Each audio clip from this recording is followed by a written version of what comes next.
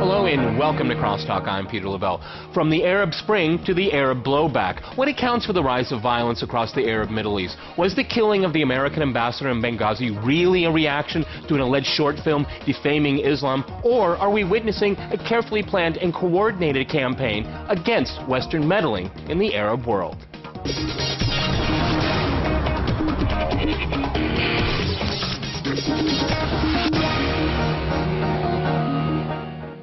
To crosstalk the recent rise of violence in the Arab Middle East, I'm joined by Nabila Ramdani in London. She is a journalist and academic who specializes in the Arab Middle East and North Africa. In Washington, we have Mohammed Ghanem. He is Director of Government Relations for the Syrian American Council. And in Chicopee, we cross to Vijay Prashad. He is the author of Arab Spring, Libyan Winter. Folks, crosstalk rules in effect. That means you can jump in anytime you want. Nabila, what is going on here? We have the anniversary of 9/11. We have the killing of the American ambassador in Libya. I mean, and then we have this weird film. How do you connect the dots here? Well, you know, the narrative is not very straightforward. All we know is that there has been a film which is perceived offensive by Muslim communities around the world, which was uploaded onto YouTube, and it sparked riots in Egypt, and it led to attacks against the US Embassy, as the film is believed to be American produced. And then the anger spilled over to Libya very quickly, and it provoked people to attack US missions and the US consulate in Libya, and it led to a deeply shocking development, which is the murder, effectively, of the US ambassador to Libya, along with 3 other colleagues from the embassy. Vijay, what dots do you want to connect here? I mean, it's a bizarre story. It's a bizarre story on the face of it, that is true. And I think Nabila has put the basic points down very well. I would just like to add one more important piece of, as it were, context. Benghazi, from January onward, has had a series of important events take place. There was the attack at the National Transitional Council headquarters. There was the attack on the British convoys, which was carrying the Consul General. So the British abandoned their consulate over the summer. There was an attack on the UN Libyan mission head in Benghazi. There was a pipe bomb outside the US Embassy. So there have been a series of incidences in Benghazi that tell us a lot about the actual grammar of politics in Libya today.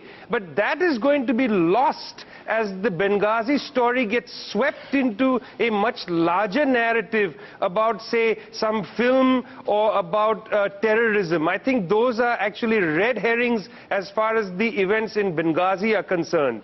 Okay, Mohammed, if I can go to you. I mean, how do you see the narrative going on here? We have very different things going on, okay? And the U.S. wants to take reaction, okay? How do you connect the dots? Sure. Now, the Middle East is going through a transitional period. This is critical. This is important. All transitional periods are usually characterized by an element of chaos, and managing transitional periods is crucial and essential to ensuring that such tragic incidents do not occur. Of course, I'd like to start by saying that we condemn in the strongest possible terms the senseless killings in Benghazi, especially against a dedicated diplomat who believed in Libya, and even loved the culture.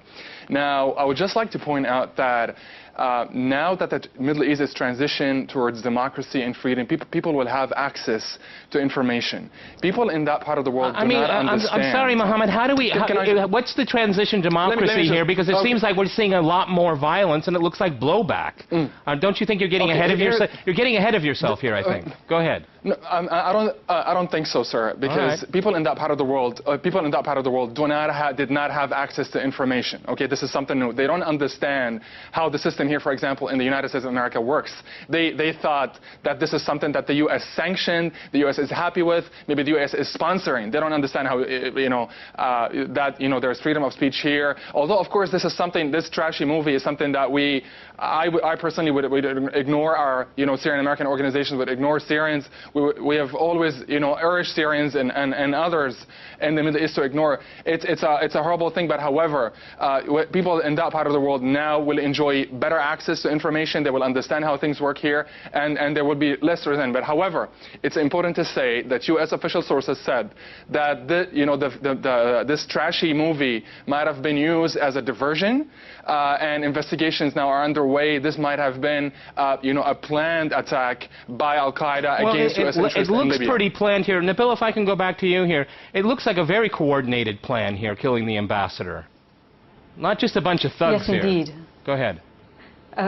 Absolutely, and although I think people have every right to be offended by what was a very poisonous film insulting the Islamic faith, I don't believe for an instant that the murders carried out in Libya have anything to do with the expression of anger by a mob. It has everything to do with murders carried out by radical groups. Let's not forget that the attack against the US Embassy in Libya was a military attack with the use of rocket-propelled grenades and machine guns.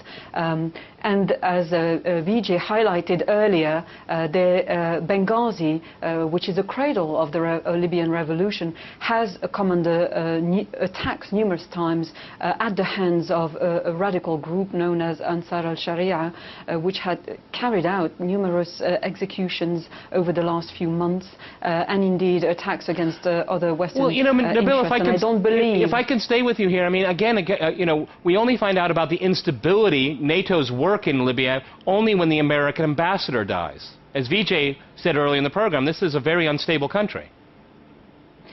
I think it's slightly unfair to say that, because there have been reports in the past about, for example, an Egyptian diplomat being attacked in Libya, a Tunisian diplomat, or indeed attacks carried out against the convoy of a UK diplomat, for example, and also reports about violence carried out against the Libyan people, who are the victims of extreme violence on a regular basis, it seems now in Libya.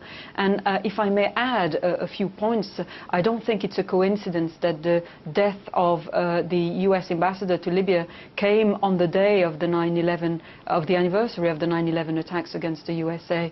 It seems to be a pretty well-coordinated attack carried out by radicals who are well-equipped in the context of an unregulated country where weapons are awash and ammunition available.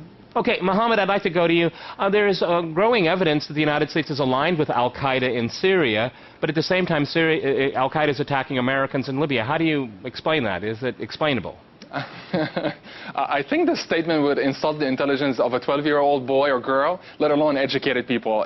This is the narrative that the Assad regime is trying to promote. The United States of America, Israel, Al-Qaeda, they're all coming together, gelling together in order to destabilize Syria. Of course, this is utterly ridiculous. Even Hillary Clinton has said that. Even Hillary Clinton has said that, so it's not childish. There's a mountain of evidence of a connection between the two. No. She did say that. She did not. She did not say that, sir. Okay, she did not say that. Right. You have your agenda. Vijay, can I go to you? What about that? What about Al-Qaeda? Let me go to Vijay now. Okay, Vijay. What do you think? What do you think about that? I would say. Go ahead.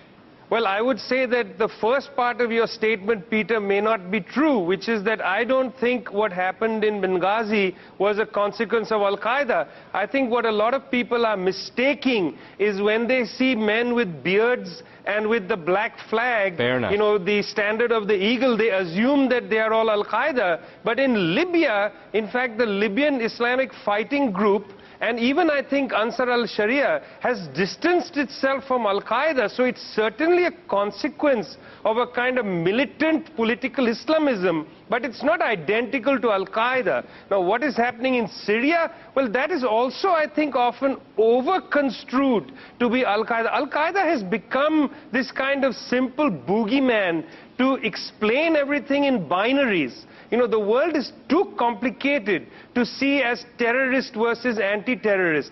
It is much more nuanced than that. Nabila, what do you think about that? I mean, are we seeing a blowback after the Arab Spring? Is this a different phase in your mind?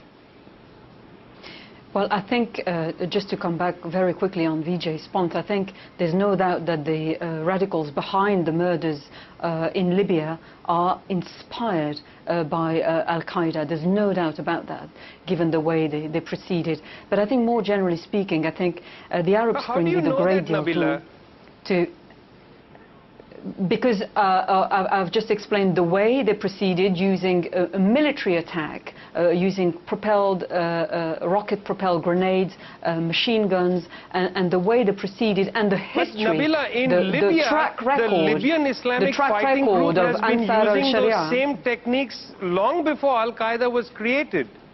You know, the Libyan Islamic fighting group has been using those tactics from maybe about 5-6 years before Al-Qaeda was formed. Yeah. But sir, it's important to remember that those that won... Let's go to Mohammed. It's important to remember Let's go to Washington real quick before the break. Go ahead, Mohammed. Yes, it's important to remember, sir, that those that won the elections in Libya were liberals and not the real Islamists that led the fighting in Syria. So this tells you a lot, a whole lot about the Libyan people. Let's be clear. What happened in Libya does not reflect the views of the overwhelming majority of people. But again, this country now is experiencing some security issues. I'm going to jump in here. We're going to a short break, and after that short break, we'll continue our discussion on the rise of violence in the Mideast. Stay with RT.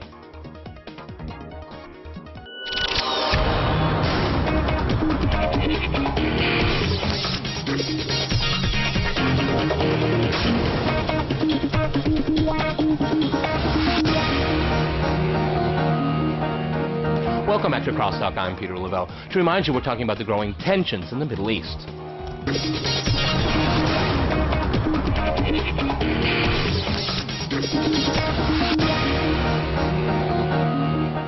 Okay, Vijay, if I go back to you, I'd like to quote something that you recently wrote about what's going on in Libya. You called it, "The humiliations accumulate without outlet." What do you mean by that? Well, for instance, over the last 20 years, ever since there was an Islamist movement in mainly eastern Libya, the Gaddafi regime clamped down on it with a great deal of force. And you must remember that in 1996, when there was the first Islamist uprising in the prisons of Abu Salim, there was a major massacre. Then in 2006, there was a huge demonstration in Benghazi after the Danish cartoon controversy. The Gaddafi regime opened fire on it. 11 people were killed.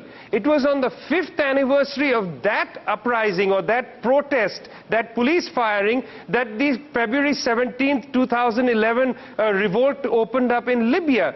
So the people who have been fighting for a certain kind of freedom in Libya, when they came to a political understanding of how it should open up, that is to say in the elections of July, the rules were constructed in such a way where they had no chance of being able to put forward their opinions. They had 18 days to campaign, and they were not able to have a showing in the polls. Meanwhile, the diasporic liberals who had come on the wings of the NATO intervention were able to dominate the new Libyan parliament. And I think there's a great deal of frustration in eastern Libya and other parts of Libya about how this political consensus has been crafted and how they are once more left out. And I think that is the sense of humiliation and rage without a reasonable political outlet. Okay, Mohammed, would you like to react to that? Yes, go ahead, yes, Mohammed. Go ahead. Of course. This is, the underlying assumption is, what, dictators are really cool. We need to have dictators stay in power because usually what replaces dictators is extremism. Please excuse me, sir. Please allow me to finish. Please allow me to finish. Let me explain to you. Okay, there is so much sir. There is so much violence going on in the there is so much violence going on in the Middle East. Look at Syria. Now we're talking about the events in Libya. They're tragic, but 4 individuals were killed. Of course, that's tragic. But Syria, what's the dictatorship in Syria doing? More than 27,000 people have been killed in Syria. And who's doing that? A dictatorship that claims to be liberal. Muammar Gaddafi killed so many people in Libya. And more important than that, he enabled the Tuareg rebels Okay, he used them, to crack down on people in Libya against the revolution there. And then, when Muammar Gaddafi was toppled, they went to Mali, and now we have trouble in Mali. So it's important to say that there is so much violence going on in the Middle East because of those dictators. You don't know enough about Libya to be talking about it. The only solution, yeah, but I know a lot about Syria. The only solution is to help democracy flourish in the Middle East, so that people about things you don't know about. Gentlemen, let's go to the nice lady, Nabila. Nabila, let me go to Nabila, back to London here. How does NATO's intervention look in Libya now after all this? Well, that's the thing, we've heard people saying that it was pretty ungrateful from the Libyans to use such extreme violence and indeed resort to murder in return for American intervention in Libya. But I think at the heart of the shocking development in Libya is a very strong anti-American sentiment that remains not just in Libya, but dare I say across the Muslim world. And although the Arab Spring did a lot to perhaps strengthen the relationship between the West and indeed the Muslim world, there is still an awful lot of suspicion and indeed distrust as to the role of America in the Middle East and North Africa. And let's not forget that this is also due to, because of the West's use routinely of violence itself to justify its own political end. It's become routine now. You hear about drone strikes taking out alleged terrorists, or indeed interventions taking sides into a civil war, effectively, as was the case in Libya, to bring about regime change in a country like Libya.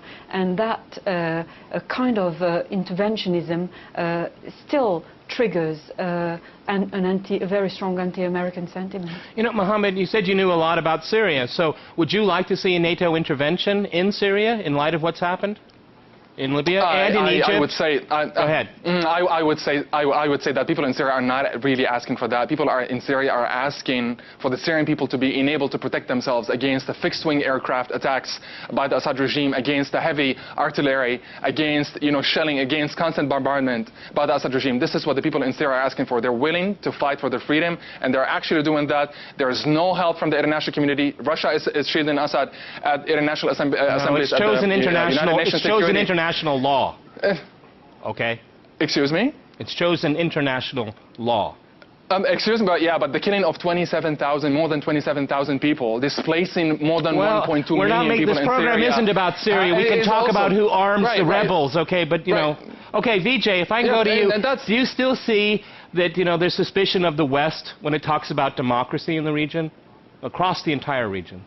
Well, let me put it to you factually. Last week, Human Rights Watch released a very important report which was about the collaboration between the CIA, MI6 and the Gaddafi regime in extraditing through the extraordinary rendition program several militants from across Asia and Africa. They were brought to Libya where they were tortured. One of them, Mr. Belhaj, became a major fighter in the 2011 war against Gaddafi and was then the Emir of Tripoli. Well, Mr. Belhaj in that report says, when will there be an apology for me? I was treated, my four-month-old pregnant, my wife was pregnant of 4 months old, she was chained, she was brought into Libya, handed over to the Gaddafi regime. So what people like Mr. Belhaj understand is there is no accounting for the collaboration of agencies like the CIA and MI6 with the Gaddafi regime. There is no opening for them to have a conversation about the bombings during the NATO war. I mean, these things are blocked. Naturally, they are suspicious, and now with 2 warships going to go off the coast of Libya and drones flying over eastern Libya, that suspicion is only going to heighten. Nabila, I think Vijay brings up a really good point. It's always resorting to violence. That's the solution to everything. Violence, not dialogue. Yes, indeed, and the ascendancy of jihadism is also linked to the West's own use of violence to deal with the Arab world and indeed the Muslim world, and it's almost like a very bad, vicious circle, dare I say. And at the heart of all this is the very ambiguous and, dare I say, hypocritical relationship between the Western world and the Muslim world. Yep. Mohammed, go ahead, jump in. Yeah, Nabila, I would strongly, I'm sorry to say, I agree with some of what you said, but I would strongly disagree with saying that, think about it, there are 1.6 billion Muslims around the world. The whole Muslim community around the world should not be taken hostage because of the aberrations by a few individuals. What happened in Libya does not represent what people who are in the Middle East, who are committed to peaceful coexistence, stand for. So I think it's important to remember at the end of the day, these are a bunch of individuals, these things happen everywhere, and we should not take the whole community hostage. The only solution for these things is democracy, democracy, and democracy. That's not what I've said, Mohammed. That's not what I've said. I've said there's always a group of radicals who are okay, VJ, do you taking want to... advantage of a very unstable situation. Nabila, I'm sorry. Nabila, I agree with you on that, but when he said, the rise, you said indeed. He said the only solution is violence, not dialogue. You said indeed. That's the point. No, like there are so many people interested in violence. I said the West always resorts to violence. That's what I said. Okay, to be clear. Okay, VJ, what do you think about that? Well, I mean, I think it's true. I think there's a sort of knee-jerk reaction to have a military solution anytime there's violence like this. I mean, there is no understanding of the consequences of a foreign policy maneuver. Do people think through the long-term implications of sending in a police action, firing drones? I mean, even putting, say, the Haqqani network on the terrorism list is going to close down doors in Afghanistan for a certain kind of dialogue. So if every action is treated, where you say anybody who opposes me is a terrorist and must be killed, we're going to have to resort to mass murder in order to have the opinions of Washington be realized in the Middle East. There are currents in the Middle East that don't agree with the kind of neoliberal policies, with a certain kind of understanding of how the state should operate. Well, they need to have the space to articulate this in the political realm. Otherwise, they are going to corrupt themselves further into very dangerous and very, very marginal violent action. Okay, Mohammed, would you like to reply to that? Of course, I would agree with him. Like peaceful talks and negotiations and conflict resolution modalities should be the first resort. And I think if you think about Syria, now for 18 months, like we're saying that the West, there's this knee-jerk reaction. For 18 months now, there are horrific things happening in Syria, and no one has done anything. We've gone to the United Nations Security Council time and again, and it has proved to be, a big failure, of course, because of Russia and China. So I or think the failure of the rebels, or the failure of the rebels, okay, themselves. Well, Bashar al-Assad himself, I would trust, what Bashar al-Assad said. He said that for the first 6 months in the revolution, not a single Syrian took up arms against the government. So why on God's green earth thousands of people were killed in the first 6 months? Now people, have to defend themselves. We cannot tolerate children with chopped genitals, and we cannot tolerate that in Syria, and that's why people are defending themselves. But in fact, they're getting, little support, if any. Okay, Nabila, I'll give you the last word. Where do we go from here?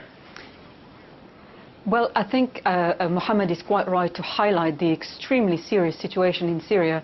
But dare I say, the president of Libya has, contributed a lot to block any progress at the UN level, because I think it's fairly simplistic to say that an intervention of some sort, not necessarily a military one, is being blocked by countries like Russia and China. But in light of the ascendancy of radical groups and radical militant I'm afraid I'm going to have to jump in here. Very good points, and I want to thank all of you. Many thanks to my guests today in London and Washington and Chicopee, and thanks to our viewers for watching us here at RT. See you next time, and remember, CrossTalk rules.